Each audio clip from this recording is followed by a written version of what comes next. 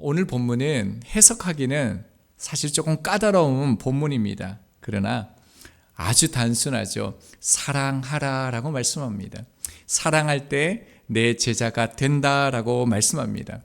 주님께서 왜 이토록 이렇게 사랑하라라는 것을 강조했는지 오늘 본문을 통해서 함께 깨닫기를 원합니다. 바로 앞서 어떤 일이 있었습니까? 유대인조차 하지 않는 비천한 일을 창조주 하나님께서 피조물에게 무릎을 꿇고 가장 더럽고요, 냄새나는 가룟 유다의 발을 씻겨주셨습니다. 이것은 예수님께서 가룟 유다가 그 마음을 돌이켜서요, 끝까지 포기하지 아니하고 주님의 그 사랑 가운데 돌아올 수 있도록 그 주님의 은혜를 부어주신 것이죠. 하지만 가룟 유다는요, 30절 말씀을 보면 이렇게 되어집니다. 30절이요. 유다가 그 조각을 받고 곧 나가니 밤이러라. 가룟 유다는 주님의 사랑을 끝까지 거절했습니다. 결국 밤, 어둠 속으로 사라지는 유다의 모습이 마지막 장면이었습니다. 자, 이 이후에 주님께서 우리 가운데 이렇게 말씀하셨죠. 31절입니다. 그가 나간 후에 예수께서 이르시되, 그가 나간 후에 시간을 알려주시는데요. 이제 가룟 유다가 나왔죠. 곧 군대와요, 대제사장들과 바리새인들의 하수인들과 함께 예수님을 잡으러 올 것입니다. 예수님은 밤새도록 신문을 받으시고요, 아침에 십자가를 지시고 이제 돌아가시게 되어집니다. 자, 그렇다면요, 예수님께서는요, 이제 인자가 고난을 받을 때가 되었다라고 말씀을 하셔야 됩니다. 그런데 주님께서는 어떻게 말씀하셨죠? 하반절에 보면요, 지금 인자가 영광을 받았고 하나님도 인자로 말미암아 영광을 받으셨도다, 이렇게 말씀하고 있습니다. 요한복음 12장 23절에서는요, 예수님께서 대답하여 이르시되 인자가 영광을 얻을 때가 왔도다라고 이렇게 말씀하셨습니다. 그런데 오늘 본문은요, 영광을 받았다라고 하십니다. 그 이유가 무엇입니까? 이제요, 십자가의 죽음에 이르는 그 순환의 과정이 시작되어졌기 때문에 그렇습니다. 다니엘이 이 환상을 보았습니다. 예수 그리스도께서 왕으로 오신 그 그리스도께서 십자가를 지시는 환상을 보았는데요. 다니엘서 7장 13절 14절입니다. 내가 또 밤 환상 중에 보니 인자 같은 이가 하늘 구름을 타고 와서 옛적부터 항상 계신 이에게 나아가 그 앞으로 인도되매 그에게 권세와 영광과 나라를 주고 모든 백성과 나라들과 다른 언어를 말하는 모든 자들이 그를 섬기게 하였으니 그의 권세는 소멸되지 아니하는 영원한 권세요, 그의 나라는 멸망하지 아니할 것이니라 라고 말씀합니다.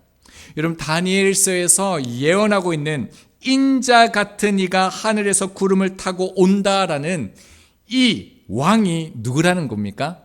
예수 그리스도라는 것입니다. 그래서 예수님께서 인자가 영광을 받을 때가 되었다, 이렇게 제자들에게 말씀하신 것이죠. 자, 그런데요, 영광을 얻었다라고 번역된 이 단어가요, 과거 수동태입니다. 무슨 말이냐면 이 말은요, 영화롭게 되었다라는 뜻으로요, 이미 주님께서 영광을 받으셨음을 결과적으로 그 의미를 나타내는 단어라는 것입니다. 그러니까 지금 예수님께서는요, 그 자신의 영광에 대해서 미래에 이루어질 그 일을 현재 일로 지금 말씀하고 있다는 것입니다. 여러분, 예수님께서 아직 십자가를 지시지 않으셨습니다. 그런데 왜 이미 십자가를 지신 것처럼 이렇게 표현하는 것일까요? 예수님께서 십자가를 지시고 죽으시고 부활하심으로 그 영광을 받으셔야 되는데 왜 지금 그런 일이 일어나지 않음에도 불구하고 이미 영광을 받았다라고 말씀하시는 걸까요? 여러분, 우리는 이 말씀 앞에서 예수 그리스도께서 하나님의 아들 되심을 잊으면 안 됩니다. 예수님이 어떠한 분이십니까? 예수님은 그 아버지 하나님과 더불어요, 시간과 공간을 창조하신 분이십니다. 시간도 예수 그리스도께는요 다스림의 대상이시요. 어제나 오늘이나 영원토록 동일하신 예수께서 지금 시간을 주관하고 계시고 있음을 우리 가운데 드러난다는 것이죠.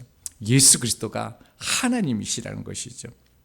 지금 주님께서는요 십자가의 고난을 영광으로 그래서 바라보고 계십니다.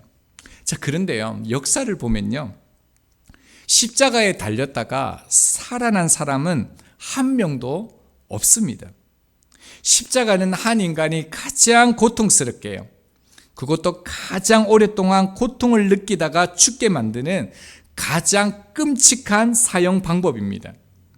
그런데 그 주님은 그 십자가를 바라보시면서요 그 길을 가시는데 영광을 받았다라고 지금 하시는 것이죠.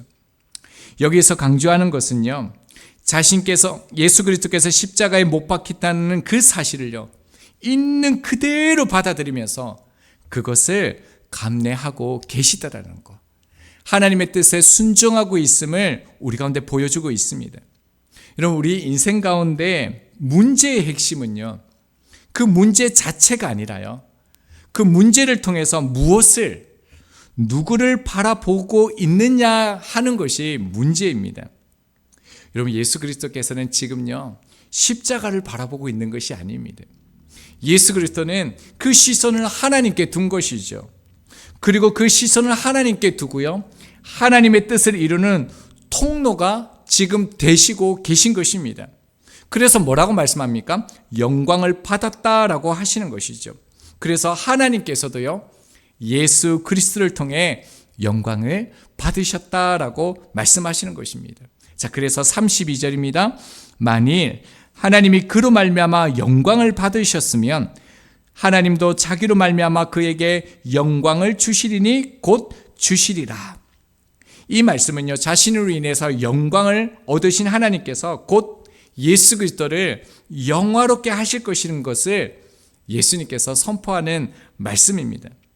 영광을 주시리라, 이 단어가요 이게 능동태로 되어져 있는데 이게 무슨 말이냐면 하나님께서 그 아들이신 예수님께요 영광을 주시는 그 사역을 시작하셨다라는 거예요. 능동적으로 일하기 시작하셨다라는 거예요. 우리가 찬양 가사에 보면 하나님이 일하기 시작하네, 이런 가사가 있지 않습니까? 그런 것처럼 이제 주님의 그 길, 하나님의 뜻을 향하여 나가는 그 십자가의 길 가운데 하나님께서 일하기 시작하셨다는 것입니다. 그래서 예수님의 그 죽음은 죽음으로 끝나지 아니하고요 하나님께서 일하심으로 부활과 승천으로 영광을 얻게 하실 것이라는 거죠. 우리의 인생도 마찬가지입니다. 하나님의 그 뜻을 향하여 나아갈 때 하나님께서 일하신다는 것입니다.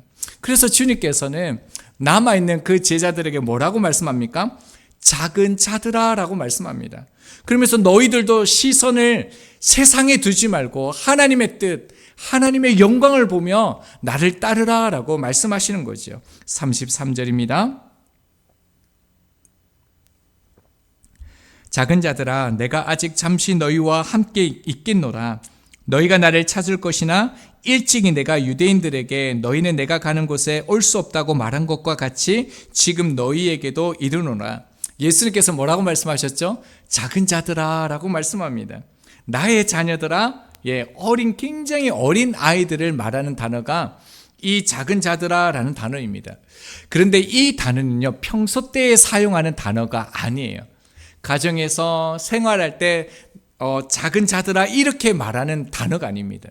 이 단어를 언제 쓰냐면요 6월절 식사를 할 때 출애굽의 그 의미를 가르쳐주면서 6월절의 그 어린 양의 의미, 우리가 어떻게 죽음에서 살아났는지에 대해서 설명할 때요 자녀들을 향하여 작은 자들아 라고 이 호칭을 사용한다는 것입니다.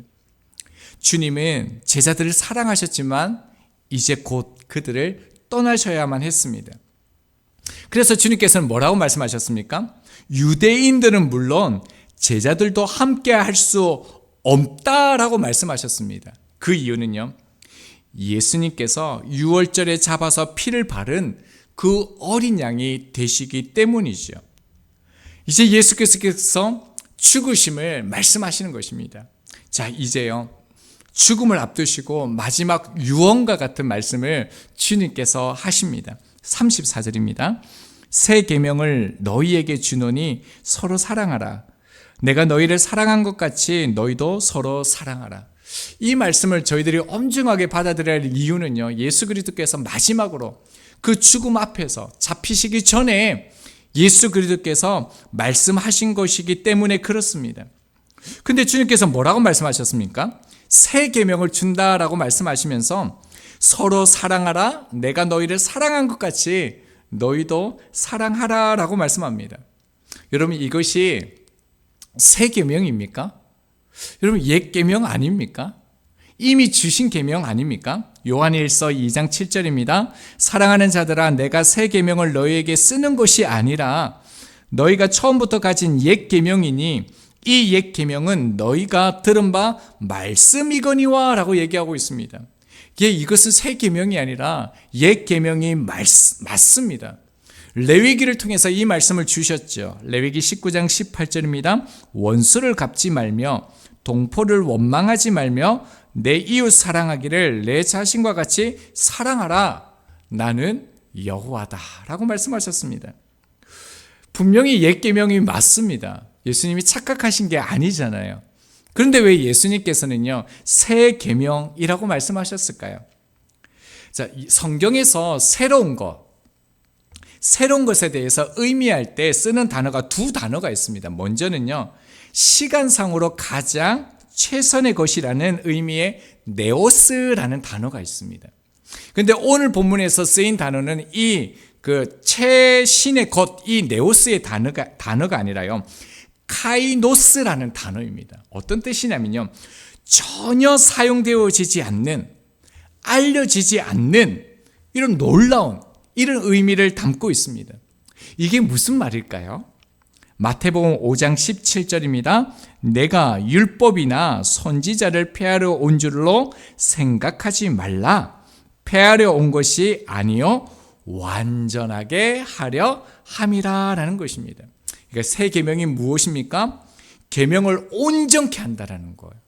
완전케 되어진 새 계명이라는 것입니다. 자, 그렇다면요, 주님께서 말씀하시는 그 완전케 되어지는 이 새 계명, 내가 너희를 사랑한 것 같이 사랑하라는 것은 어떤 의미를 가진 걸까요? 이 계명은요, 법조문이 아니다라는 거예요. 이 사랑은요, 예수님의 사랑을 보고 사랑하는 계명이라는 것입니다. 여러분, 옛 계명, 구약의 계명의 중심은요, 내 자신입니다. 그런데 신약의 계명의 중심은요, 예수님의 사랑입니다. 옛 계명은요, 내가 주체가 되어서 순종해야 하는 계명입니다. 내 의지, 결단이 필요합니다. 근데 여러분, 주님께서 말씀하시는 새로운 종류의 계명은요, 예수님께서 우리 안에 사랑을 이루는 방식으로 순종하는 계명이라는 거예요. 그러니까 이게 무슨 말이냐면요, 내가 사랑하는 것이 아니다라는 거예요. 구약의 계명, 옛 계명은 내 의지와 감정과 내 상황을 뛰어넘어서 의지로 사랑해야 되는 내 주체적인 사랑이었는데요, 예수님께서 말씀하시는 그 완전한 사랑, 완전한 계명은요, 내 안에 계신 예수님이 사랑하시는 방식이라는 거예요. 그래서요, 사랑이 사랑하는 것이라는 거예요. 에스겔서 36장 27절입니다. 또 내 영을 너희 속에 두어 너희로 내 율례를 행하게 하리니 너희가 내 규례를 지켜 행할지라. 예언의 성취죠. 하나님의 말씀을요, 내 의지나 결단이나 노력이나 훈련으로 되어지는 것이 아니라요, 내 속에 내 영을 두어서 그 영으로 말미암아 그 말씀을 온전하게 행하게 되어진다라는 것입니다. 그러므로요, 내가 너희를 사랑한 것처럼 우리가 예수님을 저희가 사랑해야 하지만, 우리가 이웃을 사랑하지만요, 그 궁극적인 주체는요, 내가 아니라 바로 우리 안에 계신 주님이시라는 것입니다. 그래서 이 새 계명은요, 완전히 달라진 것입니다. 온전해진 것이죠. 주님이 사랑하는데 더 이상 뭐가 필요하겠습니까? 덧붙여야 될 게 무엇이겠습니까? 구약에서 그래서 사랑은요, 이웃을 자기처럼 사랑하는 것이었습니다. 그러나 예수님께서 말씀하신 새 계명, 완전한 사랑은 다릅니다. 이웃을요, 자기처럼 사랑하는 것이 아니라요, 자기보다 더 사랑해야 된다는 거예요. 자기 생명보다 더 사랑하는 그 사랑이요, 새 계명이라는 것입니다. 이것은요, 우리가 이루는 것이 아니라 내 안에 계신 그 주님께서 이루시기 때문에 새 계명이다라고 말씀하시는 거죠. 주님께서 왜 이것을 이토록 강조하셨습니까? 사람은요, 사랑 안에서만 거룩하게 되어집니다. 여러분, 사랑 안에서만 예수님을 닮아가고요, 사랑 안에서만 성장합니다.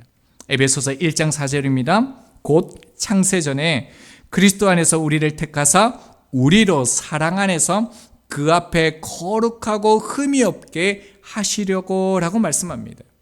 여러분, 그러니까요, 주님께서 하시는 그 사랑으로 말미암아 사람이 사람답게 되는 최고의 비법이라는 것입니다.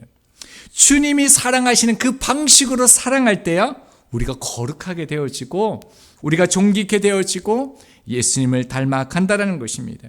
그래서 태초에 하나님께서는요, 그 인간을 만드셨을 때 독립된 개체가 아니라 공동체로 만드셨죠. 둘이 서로 사랑하게 만드셨습니다. 그래서 그렇게 사랑함으로 하나님의 형상을 가질 수 있도록 만드신 것이죠. 그래서 예수님께서는요, 이런 새 계명을 말씀하기 이전에요, 그 사랑의 합당한 방법을 우리 가운데 보이셨습니다. 서로를 사랑하는 구체적인 방법이 무엇입니까? 내가 너희를 사랑한 것처럼입니다. 내가 너희를 사랑한 것 같이라는 이 말 속에는 어떤 의미가 포함되어 있냐면요, 예수님을 아는 만큼이요, 예수님을 만난 만큼이요, 예수님을 경험한 만큼 그렇게 예수님처럼 사랑해야 된다는 것입니다. 자, 이렇게 우리들이 예수님을 닮아서 사랑하면 어떤 일이 일어납니까? 35절이요. 너희가 서로 사랑하면 이로써 모든 사람이 너희가 내 제자인 줄 알리라. 예수님의 사랑으로 그 온전한 사랑을 하면 어떻게 되어진다고요? 예수님의 제자들이요. 이 말은 뭐냐면 예수님을 따르는 수많은 사람이 있다라는 거예요. 그런데 예수님처럼 사랑할 때요, 진실로 그가 예수님의 제자라는 것이 모든 사람들로 하여금 알게 되어진다라는 것입니다. 주님께서 십자가를 앞두시고 죽으시기 그 이전에요, 이처럼 서로 사랑하는 것을 우리 가운데 강조하셨습니다. 이렇게 강조했다는 것은 무엇입니까? 그 의미가 우리 가운데 특별하다는 것입니다. 여러분, 서로 사랑하지 않는 것이요, 생각보다 심각한 문제라는 것을 우리들이 인식하면서 이 말씀 앞에 도전을 해야 됩니다. 주님께서 말씀하시고 싶은 것이 무엇이겠습니까? 우리가요, 그리스도 안에서 부르심을 받았고 그리스도를 따라가는데요, 이 새 계명을 지키지 아니하면 우리들도요, 그 밤에 예수 그리스도를 떠났던 가룟 유다랑 별반 다를 게 없다라는 것을 주님께서 우리 가운데 지금 말씀하시는 것입니다. 가룟 유다가 주님의 사랑을 거부한 것과 똑같다라는 것입니다. 그래서 우리는 주님께서 사랑하신 것처럼 사랑하라는 이 말씀을 엄중하게 받아들여야 되는 것이죠. 자, 그런데요, 우리들이 설교할 때마다 그 사랑을 강조하고 우리 삶에서 서로 사랑해야 될 것을 강조하는데요, 사회에서뿐만 아니라 가정에서뿐만 아니라요, 교회 공동체 안에서도요, 발을 씻겨주듯이 노예처럼 섬기는 자세로 살아간다는 게 여러분 쉽습니까? 종의 모습으로 섬기시는 게 어렵습니다. 쉽지가 않습니다. 그래서 주님처럼 종이 되어서 그 주인을 섬기는 것처럼 섬기는 것이 현실적이지 않다라고 말합니다. 그래서 텔무트 틸리게라는 이 신학자가 있는데요, 현대교회의 고민과 설교에서요, 이런 말을 했습니다. 사랑하라는 말을 일반화하는 설교를 가리켜 가현실적 설교라는 이런 말을 썼습니다. 그러니까 이 말이요, 비현실적이라는 겁니다. 여러분은 어떻게 생각하십니까? 주님처럼 사랑하는 것, 주님처럼 우리가 사랑하면서 살아가는 것, 이것이 정말 비현실적인 것일까요? 예수님께서 당하신 그 육체적인 그 고통은요, 십자가의 그 고통이었을 것입니다. 그런데요, 주님이 그보다 더한 고통이 있으시죠. 내가 아프더라도 자녀들이 안 아팠으면 좋겠다는 이 마음들을 부모님들은 아실 것입니다. 예수님께서 겪으셨던 가장 큰 고통을 깊이 생각해 보면요, 이 땅에 오셔서 가족과 같이 함께한 사랑하는 제자들이 부인했을 때입니다. 예수님 곁을 떠나고 배신했을 때 그 아픔과 고통은 견딜 수 없는 그 아픔이었고 슬픔이었을 것입니다. 주님께서는 가룟 유다가 자신을 부인하고 팔 것을 몰라서 택한 것이 아닙니다. 그런데요, 예수님이 유월절에 떡을 떼서 가장 먼저 누구에게 주셨습니까? 당시에 떡을 준다는 것은요, 친밀한 존경, 신뢰와 사랑의 의미를 담고 있습니다. 주님께서는요, 떡을 가장 먼저 떼어서 가룟 유다에게 먼저 주셨다라는 것, 사랑을 표현하셨다는 것을 우리가 기억해야 합니다. 가장 먼저, 가장 귀한 그 사랑을요, 그 친밀함을 가룟 유다에게 주셨습니다. 그런데 가룟 유다가 가장 최상의 사랑 앞에서요, 그 주님을 처절하게 배신하고 주님을 떠나게 되어집니다. 여러분, 이 사건을 우리에게 적용하면요, 우리가 예수님의 사랑까지는 아니지만 그렇게 사랑하고 섬겼던 그런 삶들이 있으시죠. 최선을 다해서 섬겼지만 오해받고 거절당하고 배신당하는 그런 일들이요, 우리 안에도 있었고 앞으로도 있을 것입니다. 어떻게 나한테 그럴 수 있느냐, 내가 어떻게 했는데, 아픔이고 상처고 극복하기 힘든 그런 아픔의 흔적이 우리 안에 남아있을 수 있습니다. 여러분, 이처럼요, 예수님께서 당하셨던 그 삶의 아픔을 저희도 당했습니다. 여러분, 우리 가운데도 있습니다. 그렇기 때문에 이것은요, 비현실적인 것이 아닙니다. 예수님은 이런 상황 가운데서요, 고난을 가져다 주는 사람을요, 피하지 않으시고 끝까지 사랑하심으로 예수 그리스도의 사랑을 보여주셨습니다.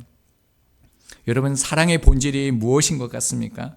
나는 저 사람하고 달라, 급이 달라 하면서요, 자신을 분리하는 데 있는 것이 아닙니다. 심지어 내가 발까지 닦으면서 섬겼음에도 불구하고요, 나를 배신하고자 하는 그 사람에게 마지막까지 기회를 주는 이것이 사랑의 본질이다, 주님께서 우리 가운데 말씀하시는 것입니다. 여러분, 이렇게 사랑하는 것이요, 사랑하는 곳이요, 천국입니다. 천국은 예수님의 사랑으로요, 영원토록 함께 그렇게 사랑하는 곳이 천국입니다. 그럼 만약에 이 땅에서 우리가 살아갈 때 예수님처럼 서로 사랑하지 않고요, 그럼 우리가 사랑할 줄 모르면요, 여러분, 천국 생활은 너무 힘들 거예요. 여러분, 고통스러울 거예요. 여러분, 천국을 우리가 죽어서만 가는 것으로 받아들이지 마시고요, 천국을 앞당겨서 우리가 이 땅에서 그것을 살아내야 되지 않겠습니까? 그렇다면 결론적으로요, 어떻게 이 길을 갈 수 있을까요? 하나님의 사랑 아니고는 사랑을 할 수가 없는 것이지요.